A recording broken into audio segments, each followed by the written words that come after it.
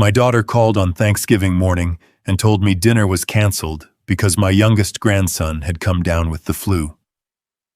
3 hours later, my neighbor knocked on my front door holding a grocery order that had been delivered to the wrong address. Before she left, she smiled and asked why I wasn't already at Karen's house. She had just looked through their dining room window and seen my name printed on an elegant Thanksgiving place card, waiting beside the good china. If dinner had been canceled, who exactly had been expected to sit in my chair? If you've ever realized the lie hurt less than discovering why someone told it, stay with me. Karen sounded exhausted on the phone that morning. "I'm so sorry, Dad. Tyler's running a fever. We're canceling everything. Family comes first. Don't worry about me. I'll bring you leftovers tomorrow." She thanked me for understanding.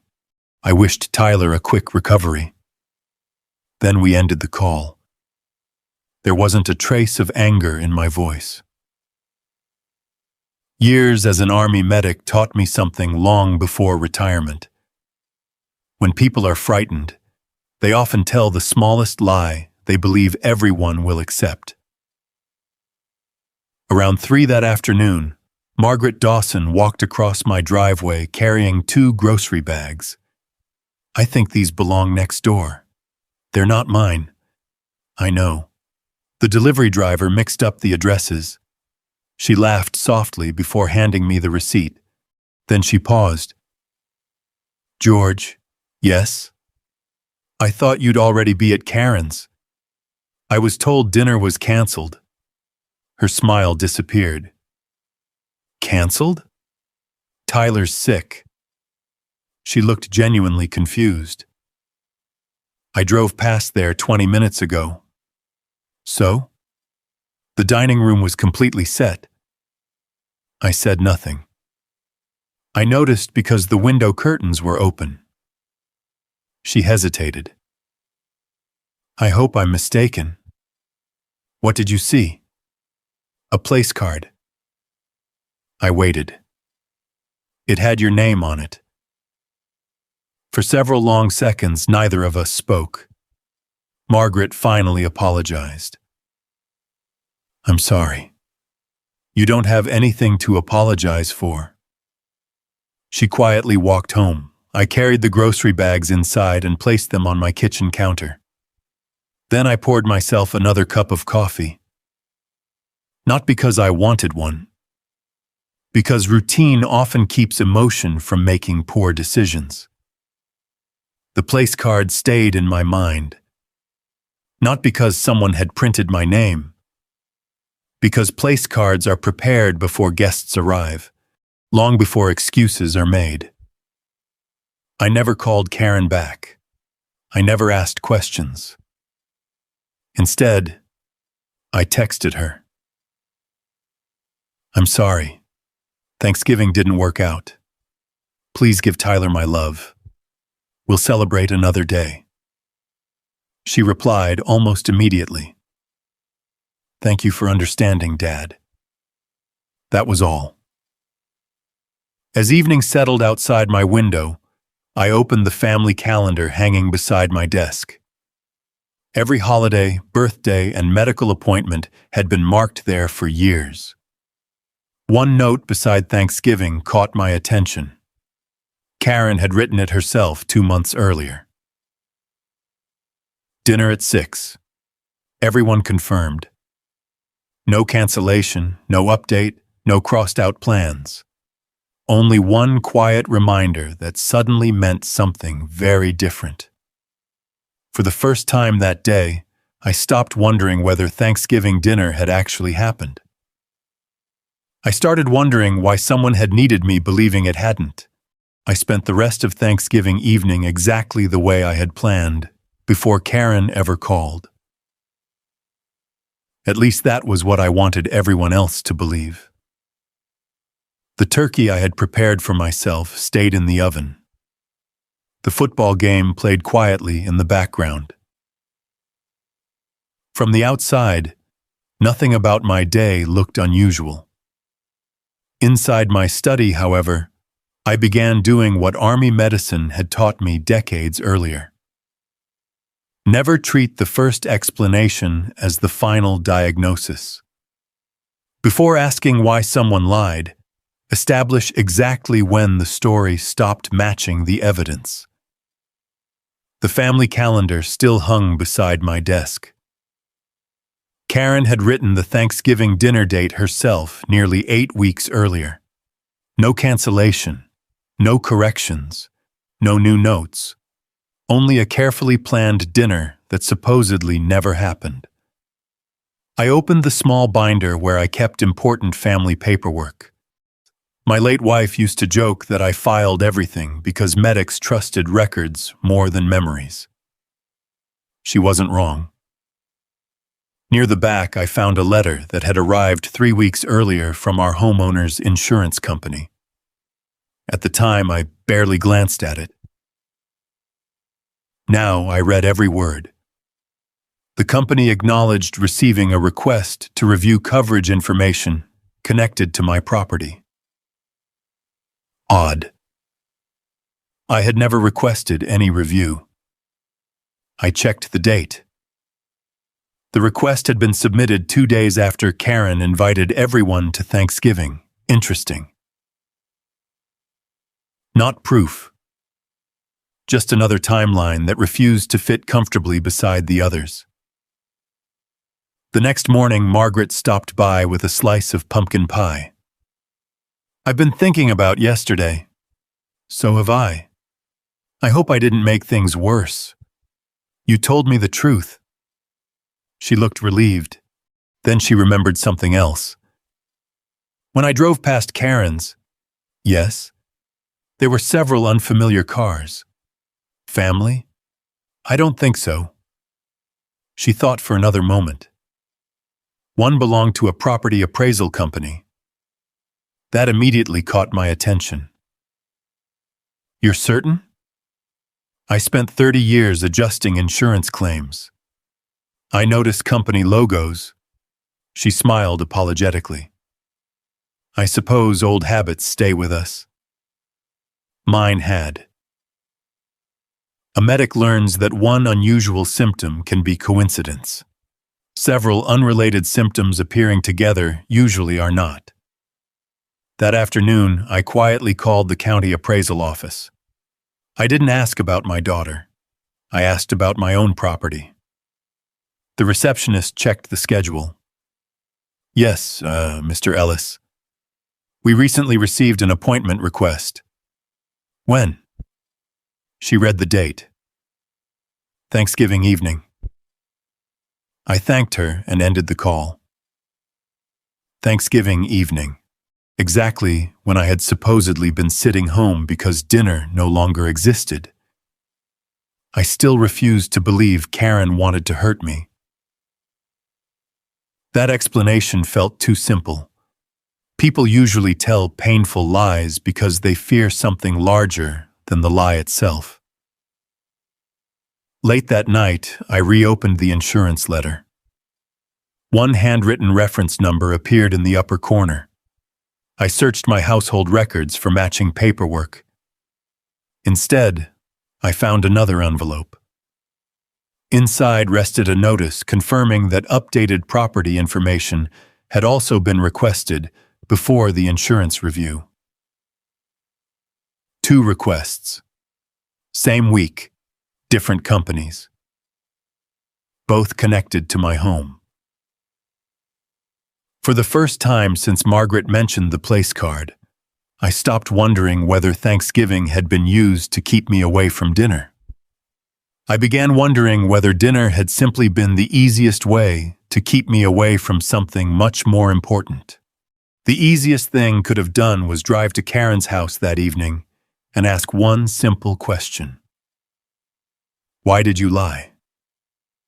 Instead, I sent another text. I'm glad Tyler is resting. We'll celebrate together another time. Love you. She answered within a minute. Love you too, Dad. Nothing more. No explanation. No apology. Army medicine taught me that when patients believe the crisis has passed, they often reveal details they carefully protected only moments earlier. Sometimes patience discovers more than confrontation. For the next several days, I became the agreeable father. When Karen called to check on me, I sounded cheerful. When she apologized again for Thanksgiving, I accepted it without hesitation. When she suggested we postpone dinner until everyone felt better, I agreed. Every conversation ended exactly the way she hoped. She believed I had accepted the story. That was the safest place for the truth to remain visible. On Monday morning, Margaret Dawson invited me over for coffee. I remembered something else. What is it? The appraisal company. I looked up. They weren't carrying measuring equipment. They weren't? No. They walked inside carrying briefcases. Insurance adjusters notice details because details decide claims.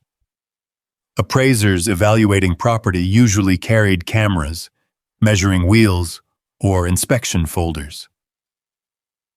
Briefcases belonged to meetings, not inspections. Margaret opened her small notebook. I even wrote down the company name. She slid it across the table. The logo matched the reference number on my insurance letter.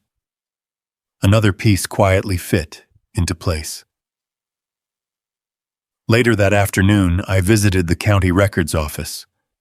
I wasn't looking for my daughter. I was looking for paperwork connected to my own address. The clerk recognized me. "Good afternoon, Mr. Ellis. I'm checking whether any recent public filings mention my property." She searched the computer. No transfers. No liens. No tax changes. Then she paused. "There is one scheduling notice." "What kind?" "A private property valuation appointment." "When?" "Thanksgiving evening." "Who requested it?" "I'm sorry. That information isn't public." I thanked her anyway. The appointment existed. That was enough. Driving home, I briefly convinced myself I understood everything. Karen must have planned to discuss selling my house. Painful, but understandable. Older parents and family homes often became difficult conversations. For almost an hour, I believed that explanation. Then my phone rang. It was Emily, my 14-year-old granddaughter. "Hi, Grandpa." "Hi, sweetheart. I just wanted to say..." She hesitated. "I'm sorry, Thanksgiving didn't work out." "So am I. I almost told you." "Told me what?" Silence. Then she whispered, "Mom said I shouldn't talk about dinner." Interesting. Not Thanksgiving. Not the holiday. Only dinner. Before I could ask another question, she quickly changed the subject. "How's the bird feeder? The Cardinals are still winning." She laughed. Then we said goodbye. I sat quietly with the phone still in my hand. My first conclusion had been wrong. This wasn't simply about a house.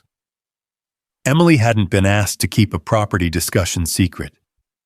She had been asked to keep the entire gathering secret. For the first time since Margaret saw my place card through Karen's dining room window, I realized Thanksgiving itself had never been the real event. The dinner had only been the room where something far more important was supposed to happen without me. Emily's quiet confession stayed with me all night.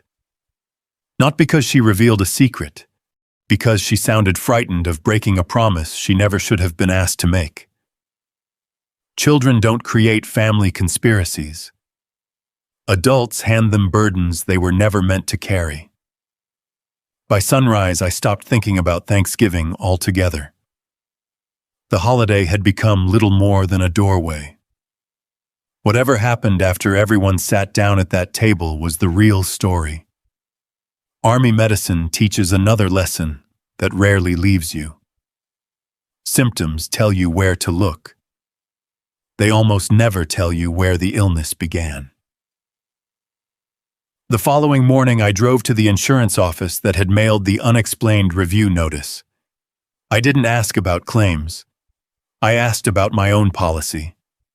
The representative smiled politely. "Mr. Ellis, your coverage is current." I wasn't worried about coverage. I received a review notice. She located my file. "I see it. Can you tell me why it was requested?" She hesitated.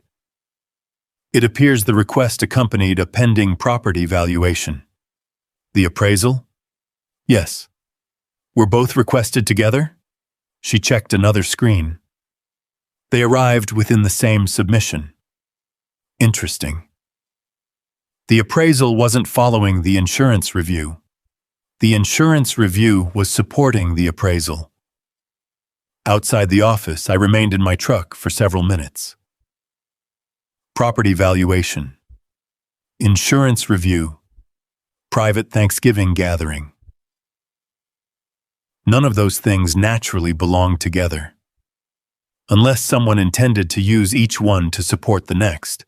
That afternoon, Margaret called. I remembered another face. "From Thanksgiving?" "Yes. The man with the briefcase." "What about him?" "I've seen him before." "Where?" "Community legal seminars." She paused. "I believe he works with elder planning. Not real estate, not insurance. Elder planning." The phrase settled heavily in my mind. Late that afternoon, I quietly called the appraisal company. "I'm checking the status of a valuation request." The receptionist confirmed my address. Then she apologized. "I'm afraid the report hasn't been finalized." "So an inspection occurred?" "Not exactly." "What do you mean?" "The appraiser attended a consultation meeting." Consultation, not inspection. No one had actually examined my house, yet paperwork had already begun moving. That evening, I reopened every document across my dining room table. Calendar, insurance letter, property review, appraisal request, Margaret's observations, Emily's phone call. Then I noticed something I had completely overlooked. The appraisal appointment wasn't listed as taking place at my property. The meeting location matched the address of Karen's neighborhood community center. My house had never been the meeting site. The paperwork had. Suddenly, every earlier clue changed meaning. The appraisal wasn't intended to measure my home. It was intended to support a discussion about me. Just before sunset, my younger brother Daniel called. "I heard Thanksgiving got canceled." "So did I." He laughed awkwardly. "I wasn't invited either." That surprised me. "You weren't?" "No. I thought maybe Karen wanted a smaller gathering." "What gathering?" "I only know she asked several relatives to meet privately." "About what?" "I don't know. But everyone kept saying they needed to decide before the insurance paperwork was finished. For the first time since Margaret saw my untouched place card, the central question finally changed. No one had gathered to celebrate Thanksgiving. No one had gathered to discuss my house. They had gathered to discuss whether I was still capable of managing my own life before anyone bothered asking me what I wanted. 2 days remained before the family meeting Daniel believed everyone was quietly preparing for. By then, I no longer questioned whether Thanksgiving had been a lie. I questioned how many people had agreed to believe it. That difference mattered.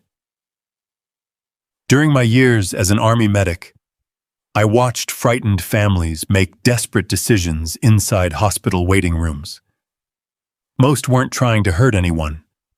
They simply convinced themselves that making choices for someone was easier than speaking honestly with them. The following morning, Margaret knocked on my door carrying a folder. I think this belongs with everything else. Inside were copies of public notices connected to the insurance review.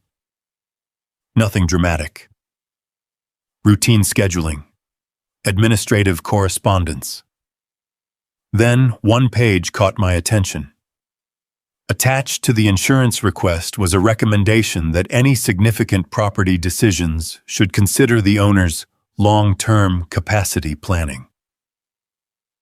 I read the sentence twice. Insurance companies didn't determine mental capacity. Someone else had introduced that language before the paperwork ever reached them. Margaret quietly watched me. Does it mean what I think? I don't know. Not yet.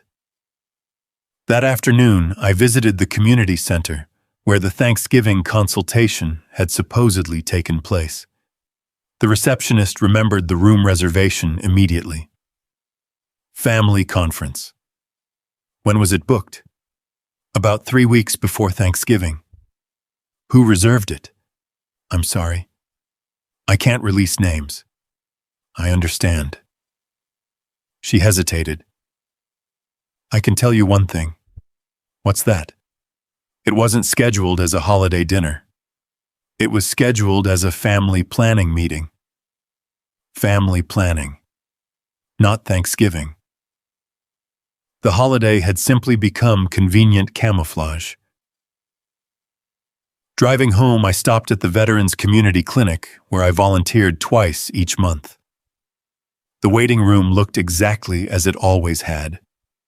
Calm, orderly, predictable. One of the younger volunteers noticed I seemed distracted. Everything okay, George? It will be. As I organized medical supplies, I realized something important. Every person involved in the Thanksgiving gathering kept using different words. Karen said dinner had been canceled. Margaret described a meeting. The appraisal office called it a consultation. The community center listed family planning. Different labels. One hidden purpose. Late that afternoon, Emily came by unexpectedly with a container of homemade soup. Mom wanted you to have this. Thank you. She looked uncomfortable. Grandpa. Yes? I didn't like lying. My heart sank. You didn't lie. I didn't tell you. Sometimes adults ask children to carry things they shouldn't. She looked down at her shoes. I asked Mom why you couldn't come. What did she say? She said everyone needed to decide something before talking to you. There it was. Not before asking me, before talking to me. The decision had already been expected. Conversation would come afterward. I gently changed the subject before she could say another word. Protecting Emily mattered more than collecting one additional piece of evidence. That evening, I reopened every document one final time. Calendar, insurance review, property valuation, community center reservation, Thanksgiving place card, Emily's innocent confession. Then I noticed the final pattern. Every event pointed toward the same date. Monday, the formal family vote. For the first time since Karen canceled Thanksgiving, I stopped worrying about losing my house. The house was only an asset. What truly frightened me was the possibility that the people I loved were preparing to vote on my future before giving me the dignity of being part of the conversation. 3 days remained before the formal family meeting. By then, I understood why Thanksgiving had disappeared. I understood why my place card remained on the table. I even understood why Emily had been asked to keep silent. What I still didn't know was whether anyone intended to stop the plan before the family gathered to vote. That distinction mattered. During my years as an Army medic, I learned that the hardest conversations often happen just before surgery. There was always one last opportunity to tell the truth before events became impossible to undo. The following morning, Margaret arrived carrying a neatly organized folder. I put everything in order. Inside were every document we had quietly collected: the family calendar, the insurance correspondence, the appraisal request, the community center reservation. The place card photograph Margaret had taken through Karen's dining room window, the county scheduling notices, Emily's timeline of phone calls that I had reconstructed without ever writing her name anywhere. No accusations, no opinions, only dates, only records, only sequence. Track A had finally become Track B. The Thanksgiving cancellation no longer looked like a family misunderstanding. It had become the opening move in a carefully coordinated plan. Margaret spread every page across my dining room table. If someone reads these from beginning to end, they won't need anyone to explain, she nodded. The documents explain themselves. Exactly. Truth should never depend upon the loudest voice in the room. That afternoon, I volunteered at the Veterans Clinic exactly as I always did every Friday. I wanted nothing about my routine to change. Several former patients greeted me. One elderly Marine laughed. "George, you never miss your volunteer shift." I try not to. As I stocked medical supplies, I realized something my wife used to remind me. Routine protects judgment. Fear rushes people into mistakes. Normal habits slow the mind enough to recognize better choices. Late that afternoon, Karen unexpectedly stopped by my house. She carried a container of leftover turkey. "I thought you'd enjoy this." "I appreciate it." She looked unusually tired. "Dad?" "Yes?" "I know Thanksgiving wasn't ideal. No holiday ever is." She smiled weakly. "I've been thinking." I waited. "Maybe we should all sit down soon." Interesting. Not before Monday. Not today. Only soon. She still believed there was time to control the conversation. Before leaving, she quietly asked, "You're still planning to attend the family meeting?" "Of course." Relief briefly crossed her face. She thought I believed it would simply be another routine discussion. As evening settled outside, Daniel called again. "I heard the attorney confirmed Monday." "He did. I don't like any of this." "Neither do I." He lowered his voice. "I think several relatives already believe decisions have been made." There it was. Not that decisions would be discussed, that they had already been quietly accepted.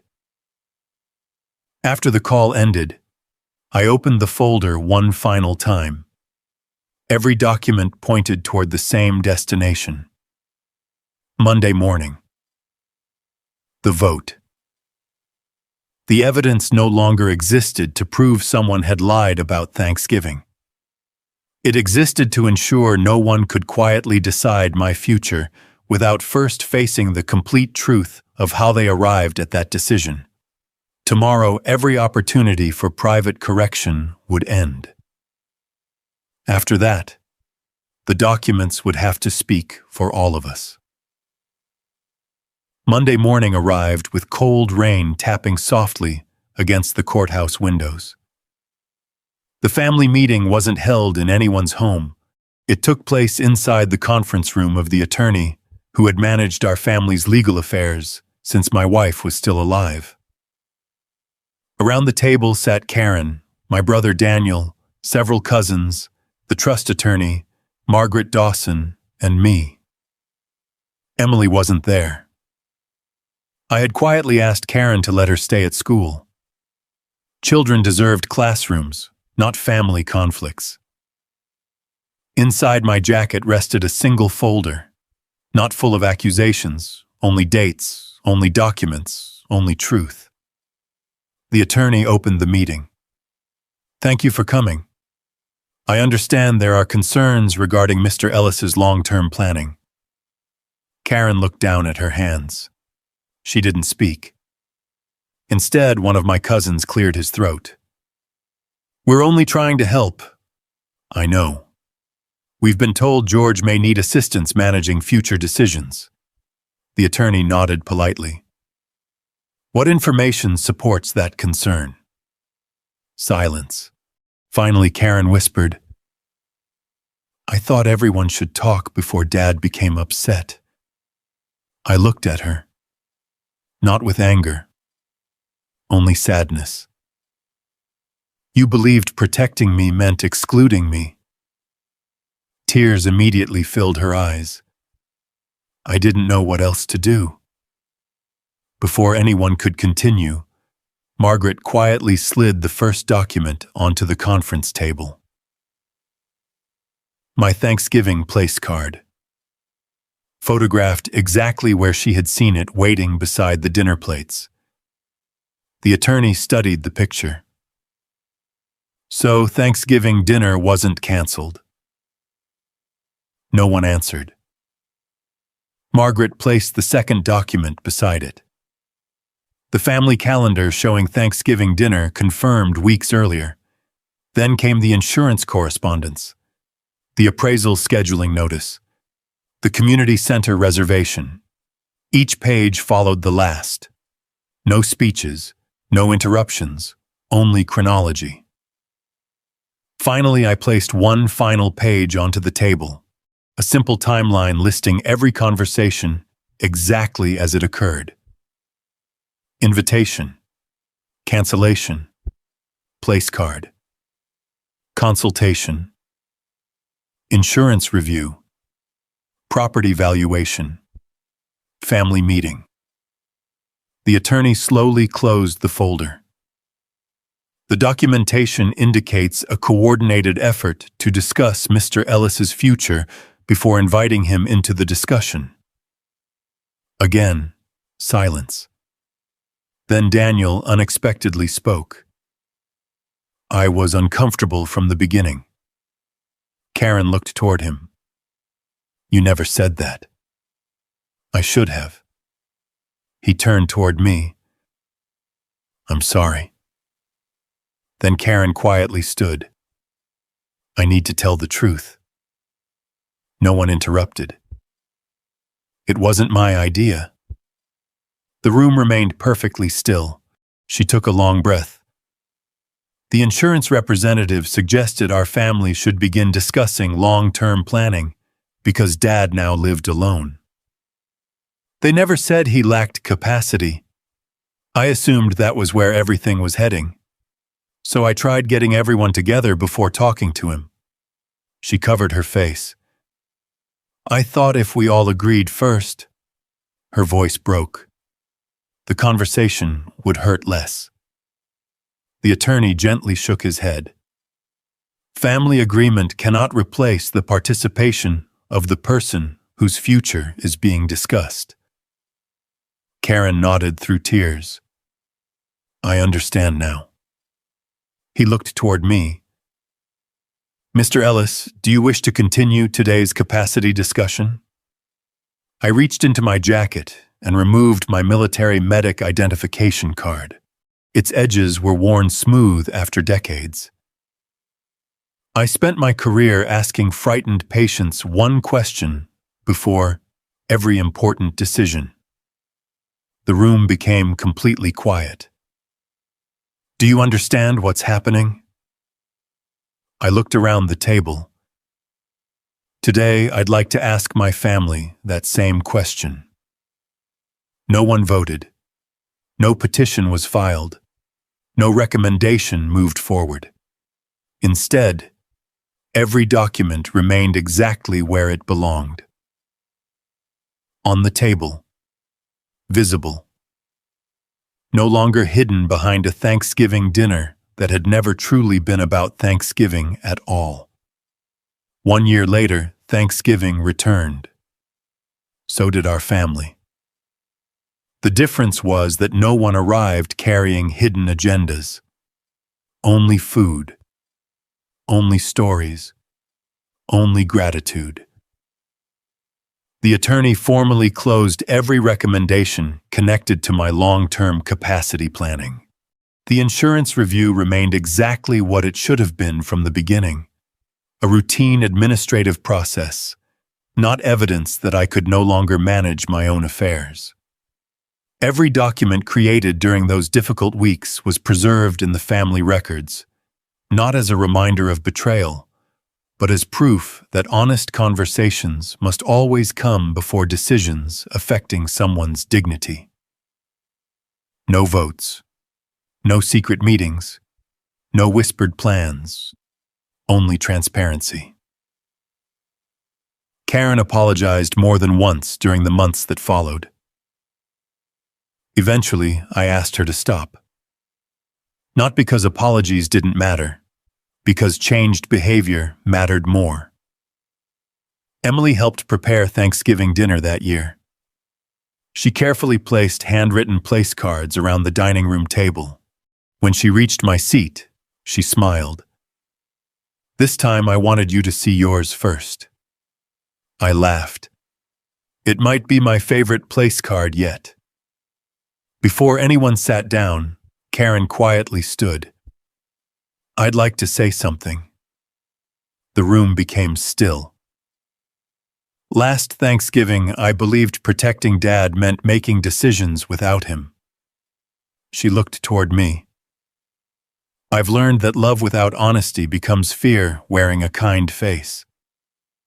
No one spoke. No one needed to.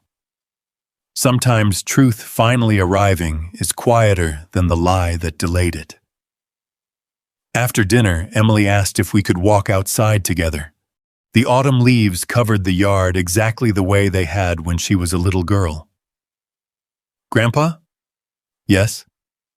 "Will Thanksgiving always be okay now?" I smiled. No family stays perfect forever. But families can always choose to tell the truth sooner. She nodded thoughtfully. "I think that's easier." So do I. As we walked back toward the warm lights glowing through the dining room windows, I realized my greatest fear had never been losing my home. It had been losing my family's confidence. Thankfully, houses can be insured. Trust must be rebuilt one honest conversation at a time. If this story reminded you that dignity begins with including people in decisions about their own lives, carry that lesson into your own family. Speak before assumptions become plans. Ask before deciding for someone else. And remember that the strongest families protect one another with honesty rather than silence. God bless every veteran, every grandparent, every family willing to choose difficult conversations over comfortable secrets, and every quiet heart that keeps love and truth walking side by side.